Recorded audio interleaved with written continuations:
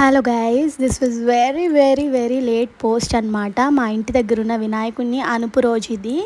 ప్రతి ఇయర్ చాలా బాగా చేస్తారు. ఎవ్రీ ఇయర్ అనిపే రోజు అయితే చాలా డిఫరెంట్గా ప్లాన్ చేస్తూ ఉంటారు. కానీ కంపల్సరీగా అయితే ఈ కాళీమాత అవతారం, ఇంకా డీజే, దాంతోపాటు పులివేషాలు అయితే పెడతారు. ఈ ఇయర్ అయితే పులివేషాలు పెట్టలేదు. అలా కర్రసాం ఏదో చిన్నపిల్లలు చేశారు కదా, అట్లాంటిది అయితే పెట్టారు. చాలా అంటే చాలా యూనిక్గా ఆలోచిస్తారు వీళ్ళు చేసే ప్రతిదీ కూడా. అండ్ వీళ్ళు పెట్టే వినాయకుడి విగ్రహం కూడా compared to that near by ప్లేసెస్లో ఉండే వినాయకుడికి వీళ్ళకి చాలా డిఫరెంట్గా పెడతారనమాట. అంటే డిఫరెన్స్ ఇస్ నథింగ్ బట్ అంటే వాళ్ళ వినాయకుడికి వీళ్ళ వినాయకుడికి కంపారిజన్ ఏంటంటే, ముందు ఇయర్లో పెట్టిన కలర్ కానీ డిజైన్ కానీ ఏది ఆ ఇయర్లో మళ్ళీ పెట్టరు. అంత డీటెయిల్డ్గా చూసుకుంటారు ప్రతి విషయంలోని.